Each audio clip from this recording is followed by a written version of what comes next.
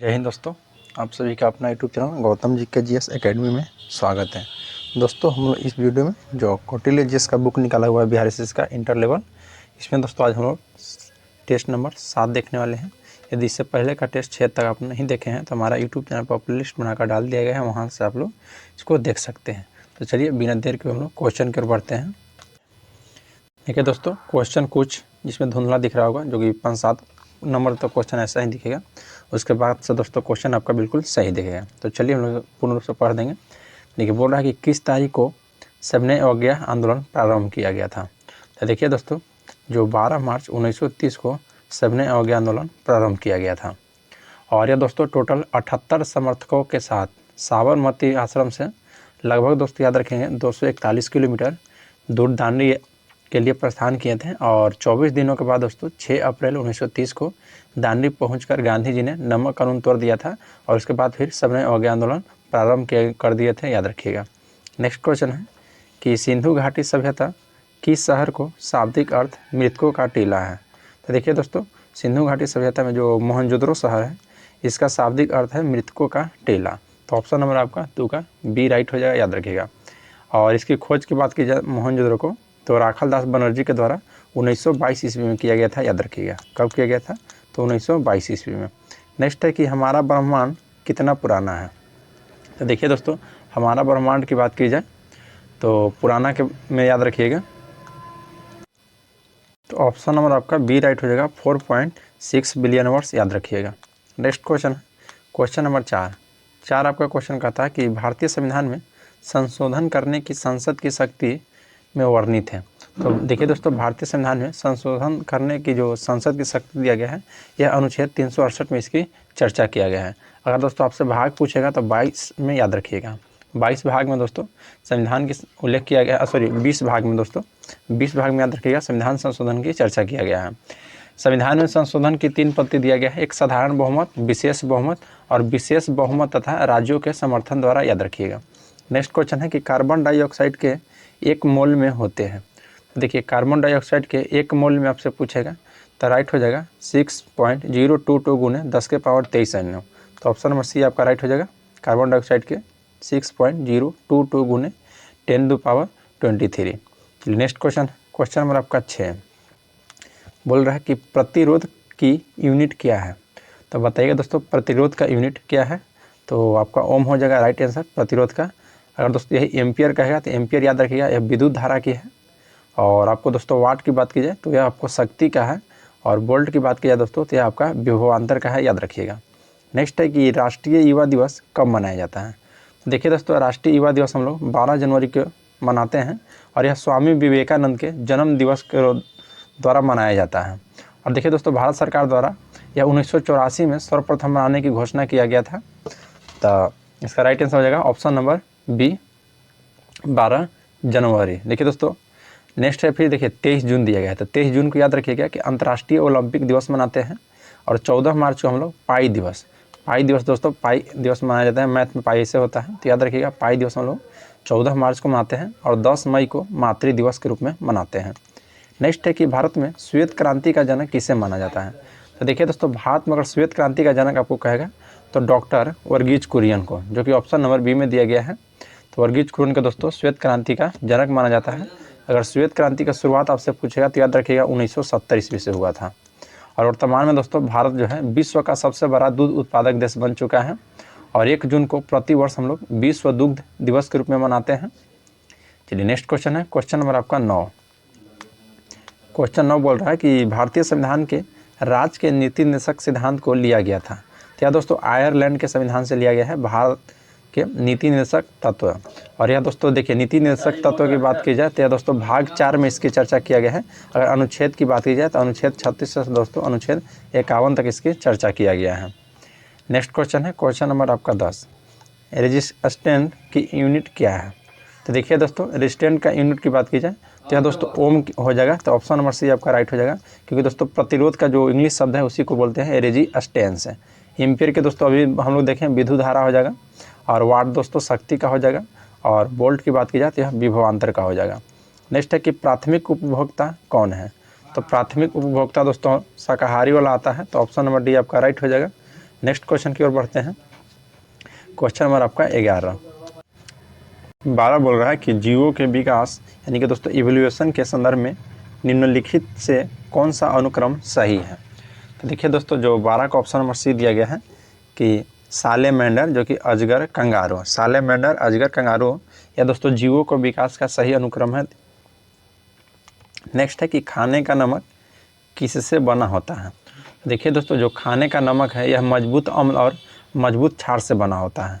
तो एक मजबूत अम्ल और मजबूत क्षार, देखिए दोस्तों ऑप्शन नंबर किस में दिया गया है, तो ऑप्शन नंबर ए में दिया गया है, एक मजबूत अम्ल और एक मजबूत क्षार। देखिए दोस्तों, सोडियम क्लोराइड NaCl इसका सामान्य लवण है।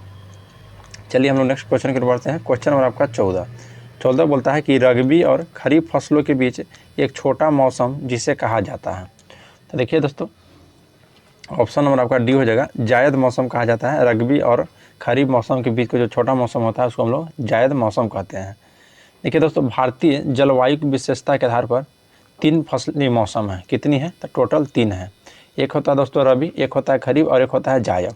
तो रबी फसल की अगर दोस्तों बुआई की बात की जाए तो इसको दोस्तों नवंबर दिसंबर से मार्च अप्रैल तक होता है। और जिसमें रबी फसल को उदाहरण की बात की जाए तो हो जाएगा गेहूँ, चना, मटर, सरसों। खरीफ फसल दोस्तों याद रखिएगा मई जून से सितंबर अक्टूबर में खरीफ फसल की होती है, जो कि दोस्तों उदाहरण की बात किया दोस्तों तो धान हो जाएगा, बाजरा हो जाएगा, मक्का हो जाएगा, मूंगफली हो जाएगा, चना हो जाएगा। ऐसा भी दोस्तों खरीफ फसल का उदाहरण है। अगर जायद फसल की बात की जाए तो देखिए दोस्तों, जो जायद है यह रबी के पश्चात और खरीफ के पहले यानी कि अप्रैल से जून के मध्य जो होता है यह जायद फसल का दोस्तों कार्यकाल है। जिसमें जायद फसल की बात की जाए तो ककड़ी हो जाएगा, खीरा, तरबूज, खरबूज, सब्जियां, चरी, मूंग, ये सब याद रखिएगा। नेक्स्ट है दोस्तों कि तकला मकान मरुस्थल किस देश में स्थित है। तो तकला मकान मरुस्थल दोस्तों यह चीन में अवस्थित है। तो ऑप्शन नंबर डी आपका राइट हो जाएगा। और चीन में दोस्तों याद रखिएगा उत्तर पश्चिमी चीन के दक्षिण पश्चिम शिनजियांग क्षेत्र में अवस्थित है। और इसका क्षेत्रफल की बात किया दोस्तों तो लगभग 3,20,000 वर्ग किलोमीटर है, इसको याद रखिएगा। नेक्स्ट क्वेश्चन पाते हैं। क्वेश्चन नंबर दोस्तों आपका 16, हॉकी विश्व कप 2023 का टाइटल किस टीम ने जीता है। तो याद रखिएगा दोस्तों यह आपको भुवनेश्वर यानी कि 16 का राइट आंसर का ऑप्शन नंबर डी दोस्तों जर्मनी।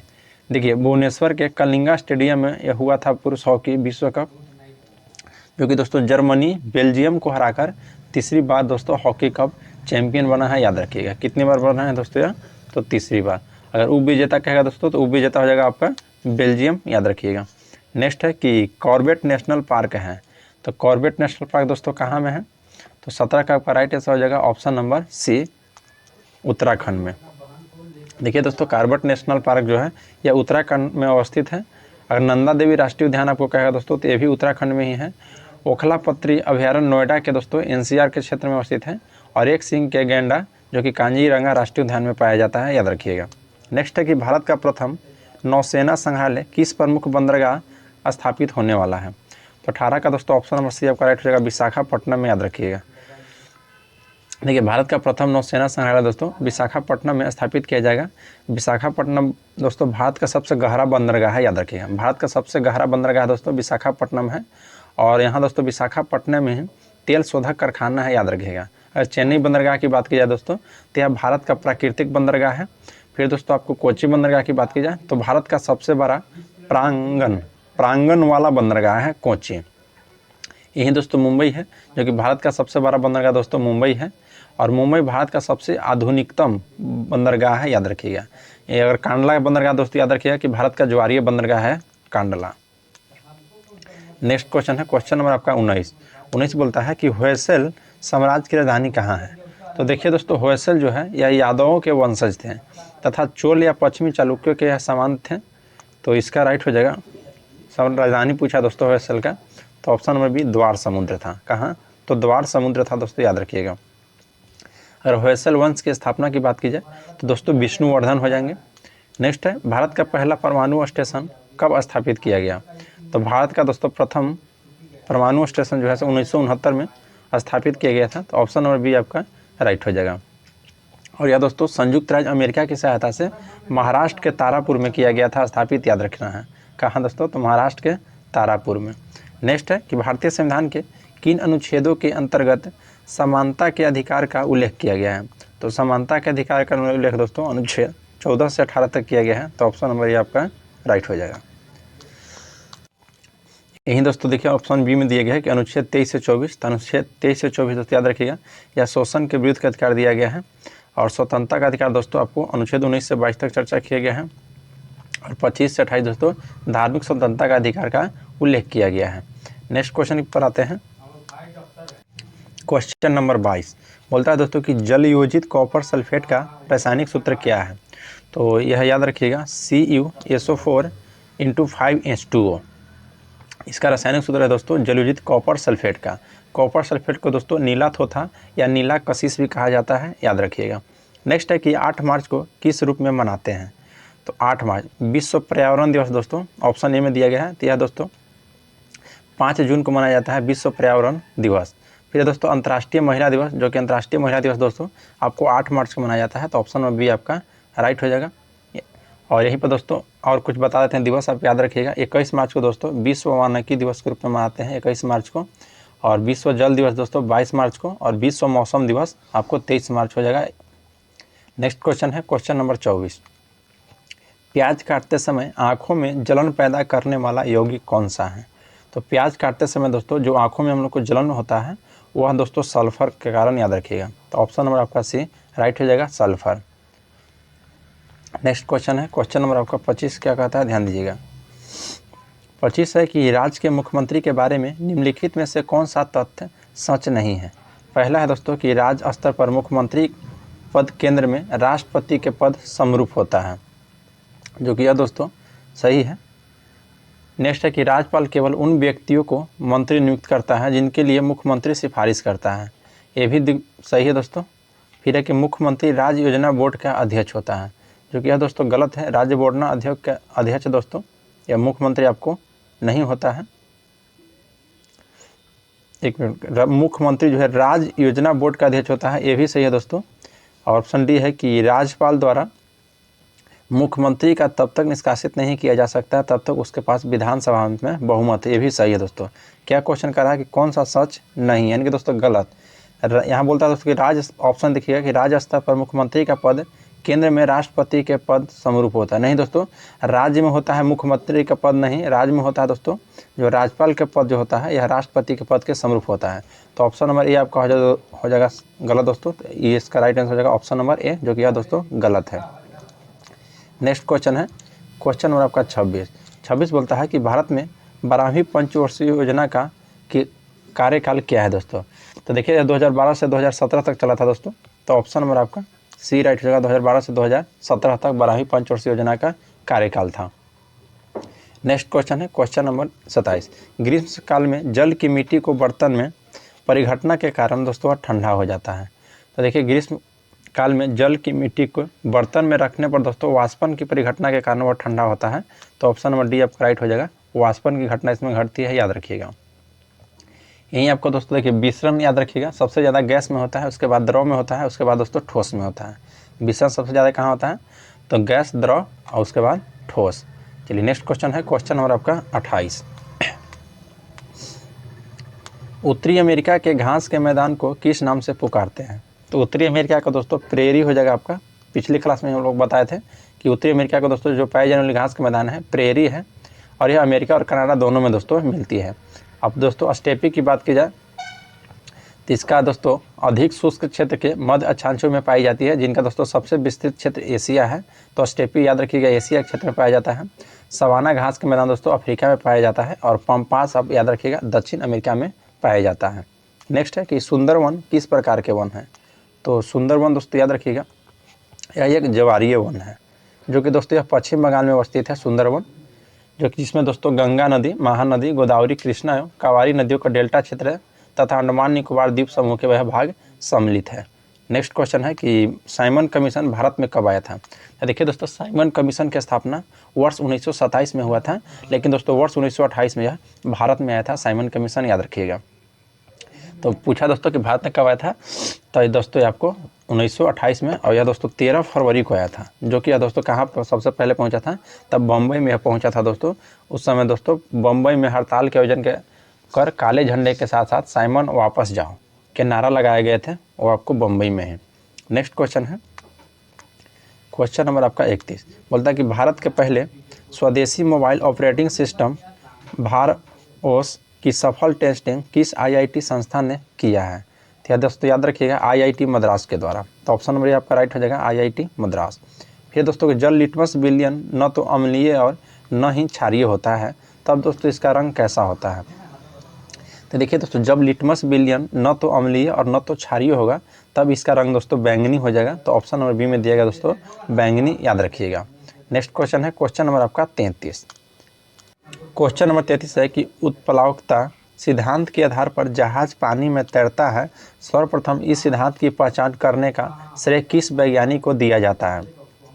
सबसे पहले दोस्तों याद रखना है कि जो जहाज पानी में तैरता है किस सिद्धांत पर आधारित है? तो दोस्तों याद रखिएगा उत्प्लावकता। यह सिद्धांत दोस्तों किसने दिए थे? तो यह सिद्धांत दोस्तों याद रखिएगा आर्किमिडीज का सिद्धांत है। तो ऑप्शन नंबर आपका सी राइट हो जाएगा, आर्किमिडीज का है। नील्स बोर के सिद्धांत की बात किया दोस्तों तो यह क्वांटम विचार के आधार पर हाइड्रोजन परमाणु के स्पेक्ट्रम की व्याख्या की तथा नाभिकीय विखंडन का दोस्तों सिद्धांत प्रस्तुत इन्होंने किया था। और यहीं पे दोस्तों केपलर प्रभाव है। तो याद रखिएगा सौरमंडल के ग्रहों की गति का सिद्धांत दोस्तों सर्वप्रथम केपलर ने दिया था। और केन रुथरफोर्ड जो कि ऑप्शन डी में दिया गया दोस्तों, यह न्यूजीलैंड के एक क्रिकेटर हैं। नेक्स्ट है कि सांकेक्षता TRAI का अभिप्राय क्या है? तो देखिए दोस्तों इसका राइट हो जाएगा आपको telecom regulatory authority of India, telecom regulatory authority of India. Next है कि गिर राष्ट्रीय उद्यान में है। तो गिर राष्ट्रीय उद्यान दोस्तों ये आपका गुजरात राज्य में है, जो कि दोस्तों यह शेरों के लिए प्रसिद्ध है, याद रखिएगा। एशियाई शेरों का दोस्तों यहाँ निवास का है, इसी के लिए प्रसिद्ध है। और आपको दोस्तों बांदीपुर देखिए दोस्तों, बांदीपुर जो राष्ट्रीय उद्यान है कर्नाटक में है, और रोहिला राष्ट्रीय उद्यान आपका हिमाचल प्रदेश में है। नेक्स्ट है कि हमारी आकाशगंगा मिल्की वे के सबसे नज़दीक कौन सी आकाशगंगा है?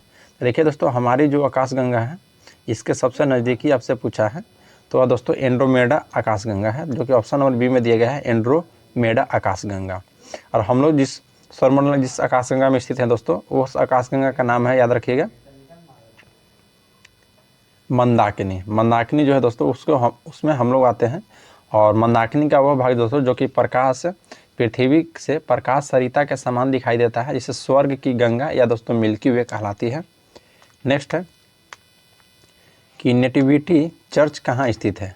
तो नेटिविटी चर्च दोस्तों याद रखिएगा यह बेथलम में स्थित है। तो ऑप्शन नंबर बी आपका राइट हो जाएगा, बेथलम में।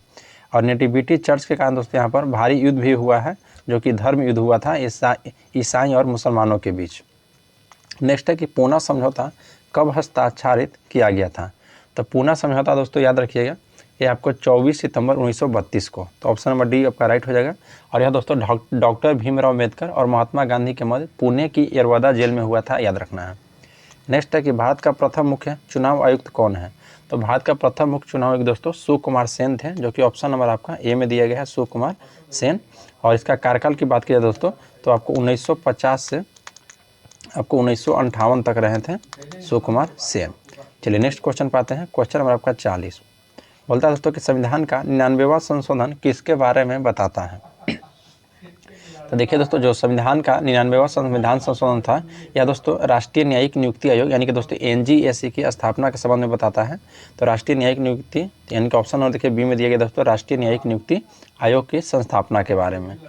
देखिए दोस्तों यह 14 अक्टूबर 2015 को जो कि मुख्य न्यायाधीश JS खेहर की अध्यक्षता वाली पीठ ने राष्ट्रीय न्यायिक नियुक्ति आयोग अधिनियम और 99वां संविधान संशोधन अधिनियम को दोस्तों रद्द कर कॉलेजियम प्रणाली को दोस्तों पुनः बहाल कर दिया गया था। नेक्स्ट है कि मिजोरम विधानसभा चुनाव 2023 में किस राजनीतिक दल को बहुमत प्राप्त हुआ है? तो 41 का दोस्तों बताइएगा आंसर क्या है। ऑप्शन देखिए दिया गया है JBM, MNF, BJP और INC। तो 41 का दोस्तों बताइए आंसर क्या हो जाएगा? तो यह दोस्तों JPM हो जाएगा, ऑप्शन नंबर ए। नेक्स्ट है कि राज्यसभा में डाकघर विधेयक 2023 को पारित कर दिया गया और कानून बनाने पर यह विधेयक किस वर्ष दोस्तों भारतीय डाकघर अधिनियम की जगह लेगा? तो देखिए दोस्तों यह आपको ऑप्शन नंबर सी 1898 ईस्वी में, 1898 में। फिर है कि केंद्र सरकार ने CRPF के महानिदेशक DG का अतिरिक्त प्रभार किसे सौंपा गया है? तो DG का दोस्तों अतिरिक्त प्रभार दोस्तों यह भी अनीश दयाल सिंह को सौंपा गया है, याद रखिएगा। देखिए क्वेश्चन नंबर 44 है कि प्रधानमंत्री मोदी ने किस रेलवे स्टेशन से देश की पहली semi high speed regional train नमो भारत रैपिड एक्स का उद्घाटन किए हैं। तो यह दोस्तों याद रखिएगा, आपको सहियाबाद डिपो स्टेशन से, सहिबाबाद डिपो स्टेशन से। फिर नेक्स्ट है कि 17वें प्रवासी भारतीय दिवस सम्मेलन 2023 में किस देश के राष्ट्रपति डॉक्टर मोहम्मद इरफान अली दोस्तों मुख्य अतिथि थे। तो डॉक्टर अली जो थे दोस्तों, डॉक्टर मोहम्मद इरफान अली, या किस देश के थे दोस्तों, तो यह याद रखिएगा गुयाना के। तो ऑप्शन नंबर बी आपका राइट हो जाएगा, गुयाना। नेक्स्ट है क्वेश्चन नंबर 46, बोलता है कि T20 क्रिकेट में सबसे तेज 4000 रन बनाने वाले भारतीय खिलाड़ी कौन बने हैं। तो 4000 रन में दोस्तों यह ऋतुराज गायकवाड़ हो जाएंगे। तो ऑप्शन नंबर बी आपका राइट। नेक्स्ट है कि भारत के ग्रैंड मास्टर बनाने वाली पहली बहन भाई जोड़ी का नाम बताना दोस्तों, जो कि देखिए भारत में जो ग्रैंड मास्टर बनने वाले जो भाई बहन पहले थे, एक ही साथ दोनों बड़े थे दोस्तों, तो आर वैशाली और आर प्रज्ञानंद। तो ऑप्शन नंबर बी आपका राइट हो जाएगा, आर वैशाली और आर प्रज्ञानंद। नेक्स्ट क्वेश्चन है क्वेश्चन नंबर आपका 48। क्वेश्चन 48 क्या कहता है दोस्तों कि ध्यान दीजिएगा कि अगस्त 2023 में देश में खुदरा महंगाई कर दर कितनी रही है। तो यह दोस्तों 6.83% रहा है अगस्त 2023 में खुदरा महंगाई दर, याद रखिएगा। नेक्स्ट है कि कौन सा राज्य देश का पहला पूरी तरह से डिजिटल बैंकिंग राज्य बन गया है। तो यह दोस्तों केरल का जो है यह डिजिटल राज्य बैंकिंग बन गया है। तो 49 का ऑप्शन नंबर बी आपका राइट हो जाएगा। नेक्स्ट है कि वीर गॉर्जियन युद्ध अभ्यास भारत और किस देश के बीच दोस्तों पहली बार आयोजित किया गया था। तो वीर गर्जियन, धर्म गर्जियन दोस्तों यह सभी याद रखिएगा जापान के साथ। तो ऑप्शन नंबर बी आपका राइट हो जाएगा। लेकिन पहली बार कहा है दोस्तों, तो 50 का आपका राइट आंसर हो जाएगा option number C. Option number C दोस्तों स्वीडन के साथ। चलिए नेक्स्ट क्वेश्चन पाते हैं। क्वेश्चन नंबर 51 बोलता है कि निम्नलिखित में से कौन सा निर्वात में यात्रा नहीं कर सकता है। तो देखिए दोस्तों निर्वात में पकड़ा कि कौन सा यात्रा नहीं कर सकता है। तो ऑप्शन नंबर इसका बी राइट हो जाएगा। देखिए दोस्तों जो ध्वनि है या निर्वात में दोस्तों यात्रा नहीं कर सकती है, क्योंकि दोस्तों ध्वनि को गमन के लिए माध्यम की आवश्यकता होती है, और कोई माध्यम जितना ही प्रत्यास्थ होगा ध्वनि की चाल दोस्तों उसमें उतना ही अधिक होगा। और इसके विपरीत दोस्तों जैसे कम घनत्व के माध्यम में ध्वनि की चाल कम हो जाएगी। चलिए नेक्स्ट क्वेश्चन पाते हैं। क्वेश्चन नंबर आपका 52 बोलता है दोस्तों कि 9 ओम प्रतिरोध वाली तार को दोगुना कर दिया जाता है, तो तार के नए प्रतिरोध की गणना कीजिए। तो इसका राइट आंसर है दोस्तों ऑप्शन नंबर सी आपका 2.25 ओम, याद रखना है 2.25 ओम। नेक्स्ट है कि यदि किसी गतिमान वस्तु पर कोई बल आरोपित नहीं है तो यह किसके कारण रुक जाएगी। तो 53 का दोस्तों ऑप्शन नंबर सी हो जाएगा, घर्षण के कारण दोस्तों यह रुक जाएगी। नेक्स्ट है कि क्षार के संबंध में निम्न में से कौन सा कथन सही नहीं है।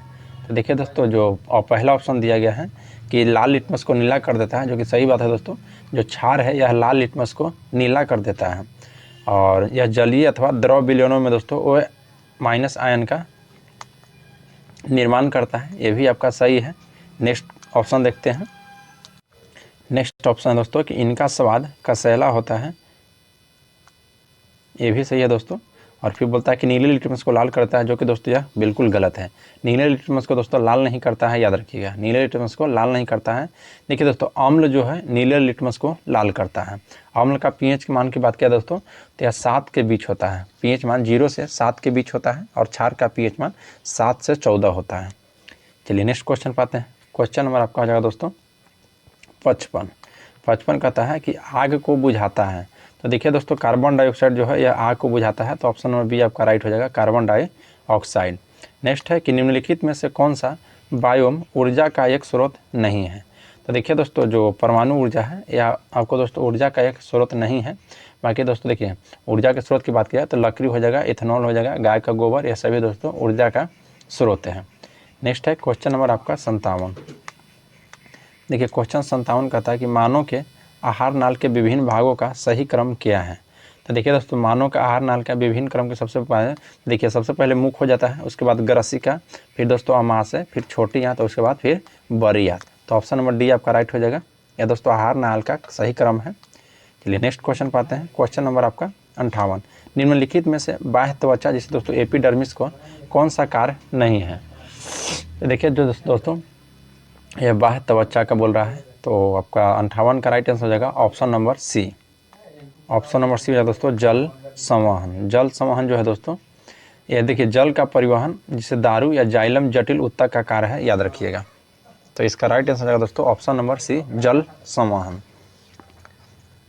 नेक्स्ट क्वेश्चन है क्वेश्चन नंबर आपका 59 बोल रहा है कि लैंगिक प्रजनन में किसके शामिल होता है। लैंगिक प्रजनन में दोस्तों तो देखिए प्रजनन के दोस्तों दो प्रकार की होता है, एक अथवा दोस्तों दो जीवों के भागीदारी में आधारित होता है।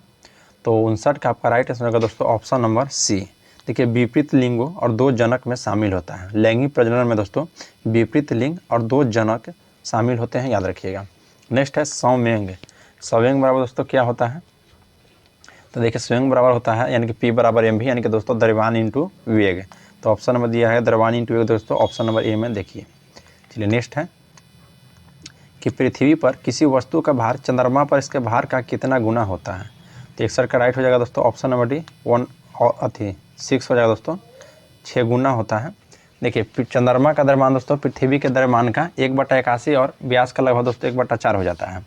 तो क्वेश्चन कह रहा है दोस्तों कि पृथ्वी की तुलना में चंद्रमा पर गुरुत्वाकर्षण बल का दोस्तों 1/6 होता है और यही कारण है कि वस्तु को चंद्रमा पर भार पृथ्वी को उसके भार का दोस्तों 1/6 गुना हो जाएगा। तो चंद्रमा पर भार इसके भार का कितना गुना हो जाता है, कह रहा क्वेश्चन कि पृथ्वी पर किसी वस्तु का भार चंद्रमा पर उस भार का दोस्तों कितना गुना हो जाता है। तो इसका राइट आंसर हो जाएगा दोस्तों ऑप्शन नंबर सी हो जाता है दोस्तों 1/6 हो जाता है दोस्तों ऑप्शन नंबर सी बिल्कुल राइट है। नेक्स्ट है कि साधारण नमक का रासायनिक सूत्र क्या है। तो साधारण नमक का रासायनिक सूत्र दोस्तों सोडियम क्लोराइड है। तो ऑप्शन नंबर बी आपका राइट हो जाएगा NaCl।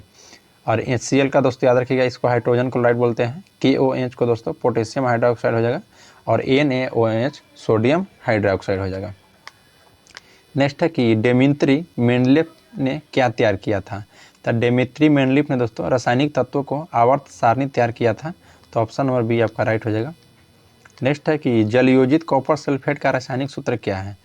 तो जलयोजित कॉपर सूत्र का रासायनिक सूत्र दोस्तों अभी पहले हम क्वेश्चन में देखे हैं CuSO4 5H2 जिसको दोस्तों लोग नीला थोथा या नीला कशिश भी कहते हैं। नेक्स्ट क्वेश्चन पाते हैं। क्वेश्चन नंबर 65 है कि यदि एक वस्तु दोनों सिरों से पकड़कर खींची जाती है तो उस पर लागू बल को कहा जाता है। तो देखिए दोस्तों तो ऑप्शन नंबर आपका एक खिंचाव इसको हम लोग बोलते हैं, ऑप्शन नंबर डी हो जाएगा। देखिए दोस्तों यदि किसी वस्तु को दोनों सिरों को हम लोग पकड़ कर खींचेंगे तो उस पर जो लागू बल होगा दोस्तों वह खिंचाव बल होगा। याद रखना है क्या बल होगा, तो खिंचाव बल हो जाएगा दोस्तों, जो कि एक निकाय द्वारा और दूसरे निकाय पर आरोपित होता है। नेक्स्ट है कि सौर पैनल में निम्न में से कौन सा धातु प्रयुक्त होता है। तो सौर पैनल में दोस्तों याद रखिएगा फोटोवोल्टिक प्रभाव यानी कि दोस्तों प्रकाश विद्युत प्रभाव के माध्यम से विद्युत उत्पादन करने के लिए सूर्य से जो प्राप्त प्रकाश ऊर्जा यानी कि फोटोन का हम लोग उपयोग करते हैं। तो इसका 66 का आपका राइट आंसर होगा ऑप्शन में भी सिलिकॉन। याद रखिएगा सौर पैनल में दोस्तों कौन सा धातु प्रयोग किया जाता है, तो सिलिकॉन का। नेक्स्ट क्वेश्चन है क्वेश्चन नंबर 67 बोलता है कि दंत चिकित्सक अवतल दर्पण का उपयोग करते हैं क्योंकि इस पर निर्मित प्रतिबिंब होता है। तो 67 का ऑप्शन नंबर डी है दोस्तों आभासी और बड़ा होता है, याद रखिएगा। नेक्स्ट है कि अगर प्रकाश का वेग हवा में 3 × 10⁸ मीटर प्रति सेकंड है तो प्रकाश का वेग ग्लास में कितना होगा। तो प्रकाश का वेग दोस्तों आपका ग्लास में पूछा है। तो 68 का आपका राइट आंसर का बताइए। देखिए ऑप्शन पहला है 2 × 10⁸ मीटर पर सेकंड। नेक्स्ट है दोस्तों 4.5 × 10⁸ मीटर सेकंड और फिर है दोस्तों 3.8 मीटर पर सेकंड और 1.5 × 10⁸ मीटर पर सेकंड। तो 68 का राइट आंसर है दोस्तों ऑप्शन नंबर ए 2 × 10⁸ मीटर पर सेकंड। चलिए नेक्स्ट क्वेश्चन पाते हैं। क्वेश्चन नंबर 69 किसके द्वारा किसी खगोलीय दूरबीन का आवर्धक क्षमता को घटाया जाता है। तो बताइएगा दोस्तों इसका क्या आंसर हो जाएगा। तो देखिए यह हो जाएगा अभिदृश्यक की फोकस दूरी को घटाकर। और देखिए दोस्तों अभिदृश्यक को फोकस दूरी को घटाकर हम लोग किसी खगोलीय दूरबीन को दोस्तों आवर्धक क्षमता को घटाया जा सकता है। नेक्स्ट है कि निम्न में से किस स्थिति में ओम का नियम लागू नहीं होता है। तो ओम का जो नियम लागू नहीं होता है दोस्तों वह जंक्शन डायोड में। याद रखिएगा जंक्शन डायोड की स्थिति में ओम का नियम लागू नहीं होता है। फिर नेक्स्ट है कि एक लंबी धारा को वहन करने वाले सोलेनॉइड के अंदर चुंबकीय क्षेत्र की शक्ति होती है। तो चुंबकीय क्षेत्र की शक्ति दोस्तों यह सभी बिंदुओं पर समान हो जाती है। याद रखिएगा सभी बिंदुओं पर समान हो जाती है। नेक्स्ट है क्वेश्चन नंबर आपका 72। क्वेश्चन नंबर दोस्तों 72 का रहा कि ट्रांजिस्टर का उपयोग नहीं किया जा सकता है। तो ट्रांजिस्टर का उपयोग कहाँ नहीं किया जा सकता है दोस्तों, तो यह ट्रांसफार्मर के रूप में इसका उपयोग नहीं किया जा सकता है। नेक्स्ट है कि हमारे संविधान का कौन सा अनुच्छेद यह कहता है कि सदन में वीटो की समतुल्य की स्थिति में स्पीकर के पास अंतिम कास्टिक मत होता है। तो देखिए दोस्तों, जो अनुच्छेद 100 में इसकी चर्चा किया गया है कि अनुच्छेद 100 में दोस्तों बोलता है कि सदन के बीटों की समतुलता की स्थिति में स्पीकर के पास अंतिम कास्टिंग मत होगा। चलिए नेक्स्ट क्वेश्चन है, क्वेश्चन नंबर 74। बोला कि मुगल सम्राट में चित्रकला का पारखी कौन था। तो मुगल सम्राट में दोस्तों चित्रकला जो है कि जहांगीर के काल में दोस्तों उत्तम था। तो इसका आपका राइट होगा दोस्तों, इसको चित्रकला का ही काल कहा गया था, जहांगीर को याद रखिएगा। और स्थापत्य कला दोस्तों किस में, तो वह शाहजहाँ में, ये भी बात आप याद रखना है। नेक्स्ट क्वेश्चन है, क्वेश्चन नंबर 75 बोलता है दोस्तों कि भूगोल का जनक किसे कहा जाता है। तो भूगोल का जनक दोस्तों याद रखिएगा हिकेटियस को कहा जाता है। तो ऑप्शन नंबर डी आपका राइट हो जाएगा। इसके बाद से देखिए दोस्तों, यानी कि 75 तक हम लोग टोटल जीके जिस था उसको कंप्लीट कर लिए। इसके बाद से आपका रीजनिंग और मैथ है, इसका पीडीएफ के लिए दोस्तों, यानी कि फुल डिस्कशन के साथ लेने के लिए पीडीएफ, तो हमारे डिस्क्रिप्शन में टेलीग्राम का लिंक दिया गया है, वहाँ से आप लोग ज्वाइन हो जाइए और वहाँ पर इसका पीडीएफ प्रोवाइड करा दिया गया है। तो चलिए दोस्तों, आज के लिए इतना ही, मिलते हैं आपसे नेक्स्ट क्लास में। यदि आप हमारे यूट्यूब चैनल पर पहली बार हैं तो चैनल को दोस्तों सब्सक्राइब जरूर कीजिएगा और बेल आइकन को प्रेस कर लीजिए ताकि कोई भी नोटिफिकेशन हो सबसे पहले आपके पास पहुंच जाए। चलिए मिलते हैं नेक्स्ट क्लास में। जय हिंद दोस्तों।